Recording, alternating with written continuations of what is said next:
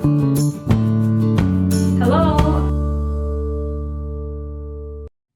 everyone, and welcome to my channel and to this video.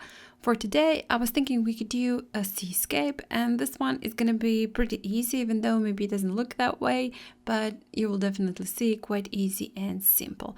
I'm starting off with my sketch and I'm just measuring where I will place the horizon line, and I do want the horizon line to be in just a little bit above the center of my paper, and then adding in the line for the beach and the line where the sea is going to touch actually the beach, and there is going to be this wet effect. As you can see on a finished painting, it will look like there is some water pulling away from the sand.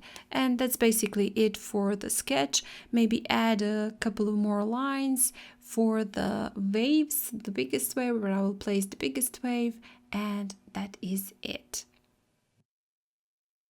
And after finishing with my sketch, I'm just pre-wetting the entire paper, and I'm looking that there are no puddles nowhere in the paper, but that is just evenly wet. Then with Azure, I'm starting from the sky and from the upper part going downwards. Then into that Azure adding just a little bit of Mother Lake red light, and I'm starting further away from the blues and going with my brush into the blues. Then in the same way I'm adding just a little bit of Cadmium yellow medium, and I'm also letting it mix into my Mother Lake red light to create this orangey color, and going downwards into the sea, adding a little bit of Azure, and just again mixing all of those colors on my paper. For the beach, I am using some raw sienna, and I've added a little bit of Mars brown into that raw sienna. Yes, I didn't say that at the beginning, but today I am using white knights. So if you do have a white knights, grab them and just do it with me. Then when finished with that, when painting finished with the beach, and that part that where the beach touches the sea and there is the wet part, I did mix in a little bit of that Azure and a little bit of raw sienna mixed in with Mars brown. Let those two colors mix to make it look as though there is a wet sand. I left it to dry completely, and then with this dagger brush, angled brush, but you can use here also a round brush if you have. You can also use a flat brush, that's fine, you don't have to have an angled brush, but I just like that one. It just makes it easier for me, gives me a nice effect, so I am using that brush. And I left the paper to dry completely, so I'm painting wet on dry, and I'm not even having a lot of water in my brush, just picking up the paint, the pigment, and then adding on top of the sea, creating this beautiful effect of the waves and giving that sea a little bit of the texture. And since that is there is a little water in my brush, and there is also no water on the paper, the paint is drying very, very fast, and I'm just dipping it into the water after it dries and just smudging it slightly. So in some places it will leave those textures, the markings, and in some place will smudge on the paper, so it will give a little bit more beautiful and more natural texture to that sea. Now in that part that is the wet sand, I've added a little bit also that Azure, and on top I'm adding again some raw sienna mixed in with the Mars brown to create that dry wet sand effect. Now I have added a little bit of umber into a little bit of Azure to create this grayish color, but brownish grayish color, and then painted in the beach on top with the same color and a little bit smaller brush. I'm adding some details to the beach just to make it look like there is some steps, there are some footprints on the sand, there are some little dirt on the sand, not to make it completely smooth, but to add a little bit of the texture.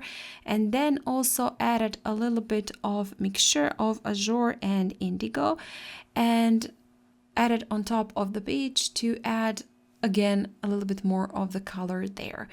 And since the sea is now dry completely, I've picked up that mix of Indigo and Azure and painting in the wave, the first wave that I drew here. And the upper part of the wave is a little bit more flat, and the lower part is very, very wiggly.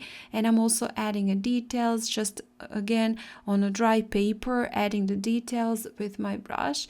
And you can use, I did use a dagger brush, but as you can see right now, you can use also a detail brush. You can use a round brush with a pointy tip to add in those details, to add the movement of the sea, and again some waves on the edge of the water where it is pulling away from the sand.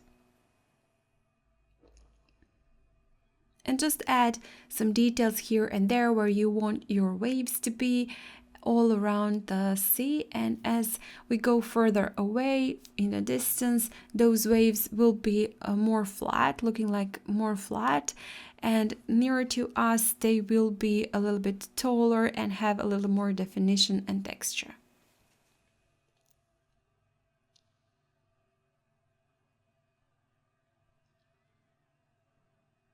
A little bit more of that mix of Indigo and Azure to that part where the wet sand is. And I decided also to do a distant land, so I've added a couple of rocks further away, and as you can see, just using this smaller round brush, adding it on just above the horizon line, and then moving on to the lower part. The lower part of those rocks is straight because they are in the water. And when finished with them, I'm adding a little bit more of the details, now doing quite strong definition between the dry and wet sand with my brush, darkening slightly that sand, adding a little bit more details with the brush, a little bit of the splatters, because what is the painting without the splatters, right? So now that all dried, that the sea is dry and the part where the waves are is dry, I'm picking up some white gouache, and with this fizzled brush, ruined brush, I'm adding a little bit of that white gouache on top or the lower part of my waves, just making it look like there are some splashes of water there. And afterwards, when added that white, I did want to add quite dark color. This is Indigo, and I think it's a little bit of a neutral black in it also, just to make that part very, very dark and to make it look to be very distinct between that lighter part and the flashes, and between that darker part, the shadows of the waves.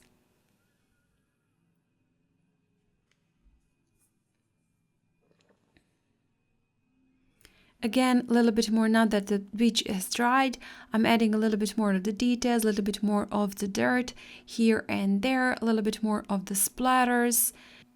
And when I was happy with how that looked, I've also picked up the same mixture that I used earlier, some Azure for the sea, and just added a little bit more of the pigment just to smudge that a little bit more. And now also decided to do a couple of birds, and as you can see, I'm not really painting the birds, I'm just adding the dots, almost the dots to paint in, or the lines to paint in the birds. And now with this gel pen, you can use white gouache here. I'm just adding a line beneath that land that I drew further away. You know, it just looks like there is some sea shining there, and I thought that would be nice, and it would just give that a little bit more beautiful effect to those rocks that are on the just above the horizon line. And with that, I'll be finishing off this painting and this video. I hope you liked it. See, it's not that difficult at all. So if you're up for it, give it a try. And if you do like this video, please hit the like button, share it, comment. And if you haven't still, please do subscribe to my channel. That really means a lot to me. Maybe consider even joining my channel. That's the join next to the subscribe. But listen to the offer. There are some great real-time tutorials there if you do like real-time tutorials. And again, guys, thank you so much for watching, and I hope I'll see you next time. Bye!